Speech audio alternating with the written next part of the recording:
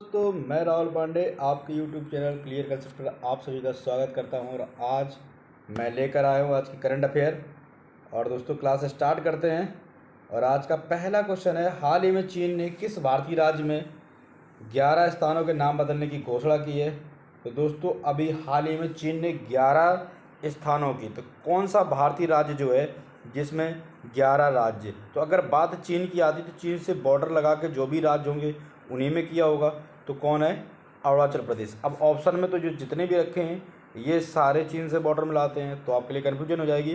तो यहाँ पर आपको याद ही करना पड़ेगा कि अरुणाचल प्रदेश ऐसा राज्य है जिसमें चीन ने जो अरुणाचल प्रदेश के पूर्वी क्षेत्र हैं उनमें 11 स्थानों के नाम बदलने की घोषणा की है। अगले क्वेश्चन की तरफ बढ़ते हैं। और अगला क्वेश्चन हाल ही में है, हाल ही में फ्रांस ने बास्टिल डे परेड में किसे आमंत्रित किया है? तो बास्टिल डे परेड, तो बास्टिल डे परेड में नरेंद्र मोदी जी प्रधानमंत्री, भारत के प्रधानमंत्री को आमंत्रित किया है। अगर बात करूं बास्टिल डे की, ये कब मनाया जाता है? तो 14 जुलाई को मनाया जाता है। ठीक है दोस्तों, कब मनाया जाता है? 14 जुलाई को भारत के प्रधानमंत्री नरेंद्र मोदी जी को आमंत्रित किया गया है। कब से मनाया जा रहा है? तो 1888 से मनाया जा रहा है। कब से? 1888 से मनाया जा रहा है। ठीक है, ये क्या है? Bastille day parade. हाल ही में किस देश में इलेक्ट्रॉनिक वोटिंग मशीन के बिना मतपत्रों का उपयोग करके आम चुनाव होंगे? तो ये ईवीएम मशीन जो होती है, इलेक्ट्रॉनिक वोटिंग मशीन जो है, इसका उपयोग नहीं किया जाएगा, ये मतपत्रों का उपयोग किया जाएगा। और ये लोकतंत्र की बहुत बड़ी ताकत होती है। तो ये किस देश में होगा? ये बांग्लादेश में होगा। किस में होगा? बांग्लादेश में होगा। ऐसा भारत में भी होना चाहिए।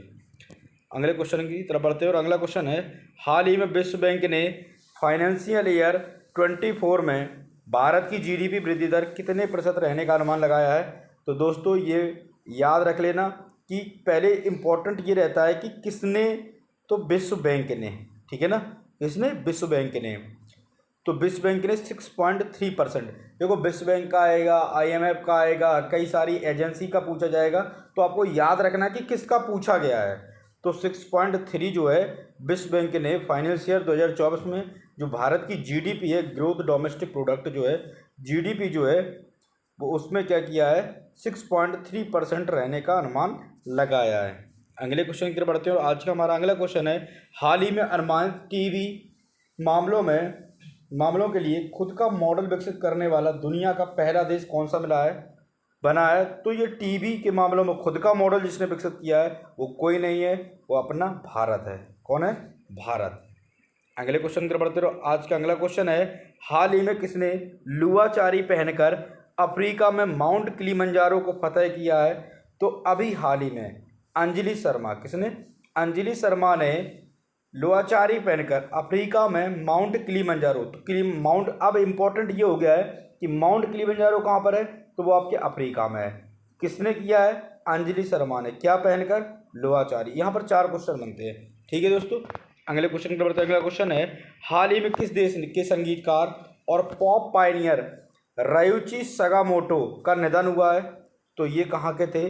नाम से याद होगा, रायुची सगामोटो। ये कहाँ के हैं? तो अभी जापान के। अगले क्वेश्चन की तरफ बढ़ते हैं। अगला क्वेश्चन हमारा है, हाल ही में किसने पूर्वोत्तर क्षेत्र के बिजनेस 20 है तो दोस्तों, तो बिजनेस 20 है ये, बिजनेस 20 सम्मेलनों की मेजबानी, क्योंकि भारत G20 की अभी अध्यक्षता कर रहा है। 2023 में भारत में G20 की अध्यक्षता कर रहा है, और 2022 में किसने की थी? इंडोनेशिया ने, बाली में हुआ था। तो ये अभी पूरी साल चलेगा। तो इसकी सारी मीटिंग इंडिया में होगी, अलग अलग राज्यों में, अलग अलग नगरों में, इसका अलग अलग सिटी में वेन्यू रखा गया है। तो हाल ही में किसने पूर्वोत्तर क्षेत्र में, किस क्षेत्र में? पूर्वोत्तर क्षेत्र में बिजनेस 20 सम्मेलन की मेजबानी की है। तो बिजनेस 20 जो सम्मेलन है उसकी मेजबानी किसने की है? तो ये की गई है नागालैंड ने। किसने? नागालैंड ने। अगले क्वेश्चन की तरफ बढ़ते रहो। आज का अगला क्वेश्चन है, हाल ही में किसने FICCI, FICEI, FICCI, federation of Indian corporation of commerce institute जो है, महिला संगठन की 40वीं अध्यक्ष का पदभार संभाला है? तो किसने संभाला है? तो ये संभाला है सुधा शिव कुमार ने। किसने सुधारा है? पदभार संभाला है? तो ये सुधा शिव कुमार ने संभाला है। और फिक्की की बात करूं, इसका हेडक्वार्टर कहाँ पर है? इसका हेडक्वार्टर दिल्ली में है। और इसके जो क्या नाम है, जब ये फाउंडेशन जब बनाया गया था फिक्की, तो ये किसके द्वारा बनाया गया था? तो ये घनश्याम बिरला जी के द्वारा बनाया गया था। कब बनाया गया था? तो ये स्टेबलाइज किया गया था 1927 में। और अभी हाल ही में अध्यक्ष का पदभार किसने संभाला है? सुधा शिव कुमार ने संभाला है। अगले क्वेश्चन की बढ़ते हैं। अगला क्वेश्चन है, हाल ही में किस राज्य सरकार ने गर्मी को मात देने के लिए, भाई साहब गर्मी को ही मात दे देंगे ये, गर्मी को मात देने के लिए कूल रूफ पॉलिसी शुरू की है? तो कूल रूफ पॉलिसी किसने शुरू की है? तेलंगाना ने। अब क्या है कूल रूफ पॉलिसी दोस्तों?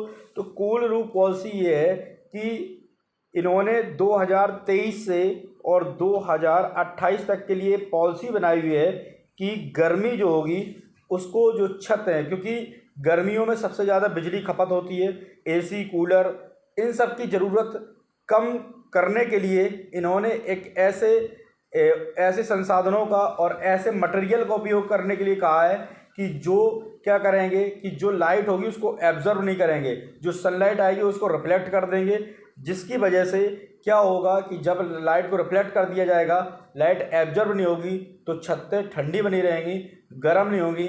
और ऐसी छतों को बनाने के लिए मटेरियल का उपयोग किया जाएगा जो लाइट को कम अवशोषित करती हैं, कम एब्जर्व करती हैं। तो इस तरीके से ये बड़ा प्लान बनाया गया है। और ये अभी इकलौता कौन सा, भारत का पहला राज्य कौन सा है?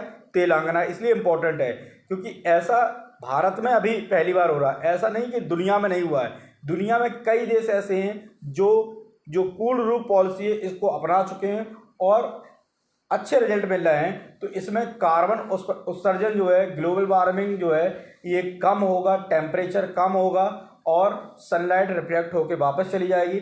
इस तरीके के मटेरियल यूज किए जाएंगे, इससे छत जो है वो कूल रहेगी। ठीक है दोस्तों, ये है कूल रूफ पॉलिसी।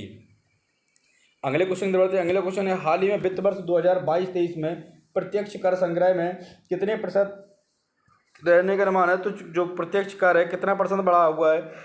तो ये 25.90%। कितना? वर्ष 2022-23 के लिए कितना है? 25.90%। और आज का हमारा कल जो आपसे क्वेश्चन पूछा गया था, तुर्की की मंजूरी के बाद कौन सा देश नाटो का 31वां सदस्य बना है? तो कौन बना है? फिनलैंड बना है। कौन बना है? फिनलैंड।